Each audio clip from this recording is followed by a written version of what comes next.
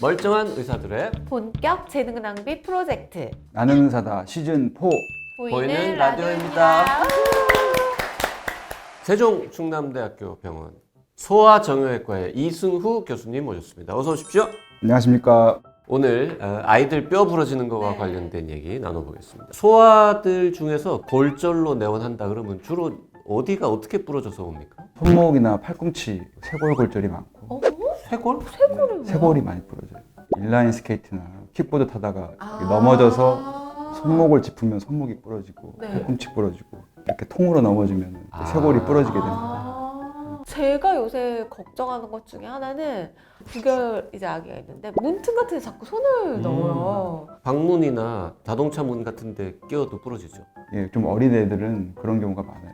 자동차 문에 손가락 끼이거나 오빠나 언니가 문을 꽝 닫아서 손가락이 끼이거나 그렇게 다쳐서 오는 경우가 꽤 있습니다. 아기들은 이제 좀 유연하니까 이렇게 부딪혀도 잘 안 부러질 것이다 라고 생각을 했는데 생각보다 많아요. 애들이 어리다 보니까 뼈가 좀 유연해서 불안전 골절이나 이렇게 뼈가 휘는 정도의 골절이 많이 생기기 때문에 불완전 골절이라는 거는 급이 간다는 겁니까? 뭐 어떤 거예요? 이제 그 비슷한 개념입니다. 철사 같은 거 휘어보셨죠? 네네. 그런 식으로 이렇게 휘어지는 거예요. 불안전 골절은 왠지 그냥 지나갈 수도 있을 것 같은데 어때요? 똑같이 다 아파하고요. 근데 애들은 며칠 지나면 또 붓기도 금방 빠지고 통증이 좀 줄어들기 때문에 엑스레이에서 좀 명확치 않더라도 좀 1, 2주 정도는 좀 지켜봐야 됩니다. 그러면 실제로 골절 진단이 되기도 하고 변형이 심하면은 바로 맞추기도 하고 그렇게 하죠. 바로 맞춘다는 게 정형외과 뼈 맞추는 거 되게 무시무시하죠. 아기가 좀 방심하고 있는 때 한 번에 맞추면은 좀 잘 됩니다. 진짜 불안전 골절인 경우에 병원에 가면 어떻게 진단을 해주시는 거예요? 애들은 먼저 안 아픈 쪽 먼저 만져서 좀 안심을 시키고 아픈 데를 마지막에 만져봅니다. 제가 의심이 되는 부분. 네네. 눌러보면 분명히 아파하거든요. 네. 그러니까 손맛인 거죠. 이렇게 이 정도 강도로 눌렀을 때 애가 너무 자지러지게 과도하게 아파한다는 이게 부러졌나? 이런 거죠. 예, 맞아요. 엑스레이 깨끗해도 그러면 이건 골절 의심해가지고. 의심해서 엑스레이는 깨끗하게 나올 수도 있는 거예요? 예, 다친 직후에는 깨끗할 수 있어요. 그럼 그게 시간이 좀 지나면서 예, 변형이 물론 오자마자 MRI나 CT 찍으면 나오겠지만 애들 그렇게 찍기 쉽지 않아요. 예. 네네. 근데 이제 애가 정말 많이 울고 골절인 것 같다. 그리고 막 약간 팔이나 이렇게 좀 각도도 좀 달라졌다. 그럼 어떻게 해야 돼요? 그럼 이제 그냥 병원에 데려가요? 아니면 엄마가 아빠가 뭘 좀 하고 데려가야 됩니까?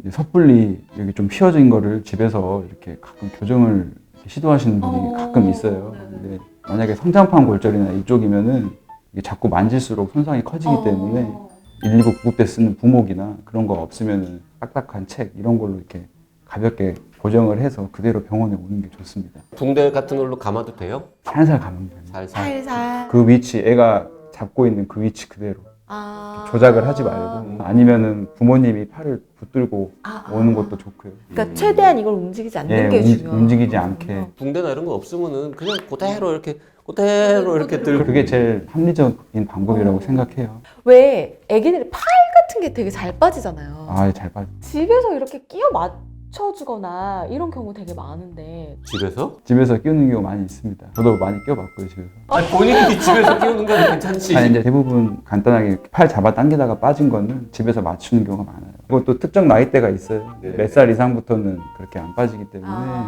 어깨가 빠지는 거는 집에서 하면 어깨는 안 돼요. 절대 하면 안 됩니다. 집에 병원 다 근처에 정형외과 있기 때문에 가면 다 넣어줍니다. 그러니까 굳이 예, 집에서 굳이 할 필요가 없어요. 굳이 맞추려고 하지 마시고. 이거 팔이 빠진 것처럼 보여도 그게 골절일 수 있으니까 병원을 꼭 가는 게 좋다. 소아들의 뼈에는 성장판이라는 게 있잖아요. 맞아. 그게 이 뼈의 어떤 특정 부위에 있는 거죠? 관절 주변에 길이 성장이나 두께 성장, 한마디로 쉽게 말하면 팔이 길어지고 다리가 길어지고 이렇게 역할을 하는 곳이 있어요.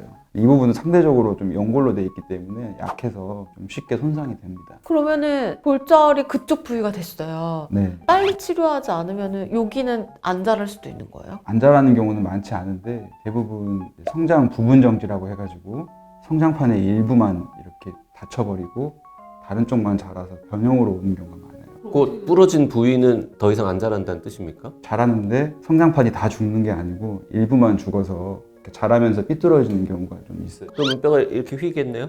안쪽으로 휘어자라고 그런 경우가 좀 있습니다. 그 성장판이 골절이 된다 그러면 굉장히 그 중한 질환인데요, 그러면? 그쵸. 이제 유의 깊게 봐야 되고 보통 1, 2년 정도는 전 지켜보고 있습니다. 지켜봤는데 만약에 좀 변형이 시작되면 어떻게 해요? 성장판 거기를 좀 갈아주는 수술을 한다거나 어? 아니면 나이가 좀 있는 애들이면은 좀 지켜보다가 뼈를 쳐가지고 각도를 다시 교정을 해주는 수술을 한다거나 여러 종류의 수술이 있습니다. 되게 차분한 얼굴로 뼈 쳐가지고. 되게 험한 얘기를 저렇게. 근데 빈도 자체가 높지 않아요. 한 1에서 10% 정도고요. 혹시 집에서 얘가 조금 심하게 넘어진 것 같은데 한 번 울고 말았어요. 아, 이런 경우에는 병원을 좀 데려가는 게 좋다. 이런 팁이 있을까요? 대부분 병원에 늦게 오시는 경우가 애가 다친 거를 못 본 경우가 많습니다. 아, 그 순간 자체를. 일단 애가 팔을 잘 좀 못 쓴다거나 절뚝거린다거나 네네네. 자꾸 이렇게 주무르고 만진다거나 반복적인 동작을 보이면은 병원에 무조건 오는 게 좋습니다. 지금 그 케이스는 애가 말을 못하는 그렇죠. 경우인 정말 거죠? 어린 네. 애들. 좀 큰 애들은 이제 자기가 괜찮다고 얘기하는 경우가 많아요. 아파도. 혼날까봐? 예, 혼날까봐. 보면 여기 멍이 들어있거나 네. 좀 반대쪽이랑 비교했을 때 좀 두꺼워 보이거나 그런 경우는 병원에 오는 게 좋습니다. 그 제가 듣기로는 초등학생하고 유치원생 아이가 있으시다고. 아, 네네. 그러는데 그럼 혹시 집에 가시면 아이들 몸부터 이렇게 스캔하시나요? 아유, 근데 요새 보니까 애들이 소파나 식탁 이런 데 올라가는 거 정말 좋아해요. 엄청 좋아하죠. 제가 그거는 정말 못하게 어. 매번 교육을 하고 거기서 올라가서 놀면은 관심사를 돌려가지고 내려오도록 합니다. 아빠 환자 늘어날까봐? 예. 흔히 이제 반기부스라고 하는 거 있는데 통기부스? 이거 뭐 어떻게 다른 거예요? 이제 반깁스는 말 그대로 반만 고정하는 거예요. 물로 적셔가지고 모양을 만든 다음에 반쪽만 해서 붕대로 감아서 고정을 하는 거고 통깁스는 이제 360도 완전히 돌려서 석고로 예. 그 효과는 똑같아요? 풀지만 않으면? 아무래도 통깁스가 더 튼튼하긴 하죠. 그거는 언제 한 번씩 교체해 주시는 거예요? 통깁스는 대부분 하는 경우가 너무 불안정하거나 튼튼한 고정이 필요할 때 하기 때문에 풀 때까지는 잘 교체 안 합니다. 뭐 물이 들어가거나 이런 경우가 아니면은 웬만하면 교체를 안 해요. 보통 4에서 6주 정도까지. 한 달 이상.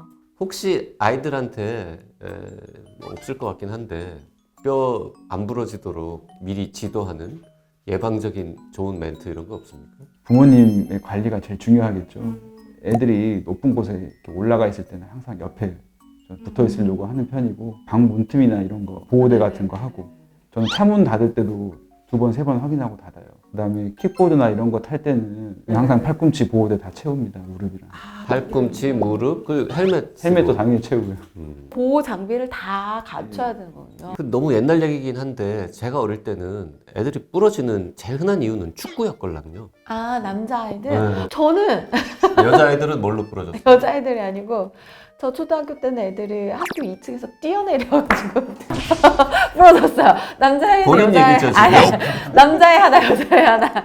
요새 애들은 뭐 하다 부러져서 옵니까? 요새도 축구 많아요. 근데 축구에다 부러지는 거는 이제 손목 아니면 발목이 많은데 정말 심하게 부러져서 옵니다. 여자애들이 골절이 되는 경우는 보통 뭘 하다 와요? 저 보니까 피구 하다가 많이 다쳐요. 피구요? 이제 뭐 손가락 공 맞아가지고 손가락 골절.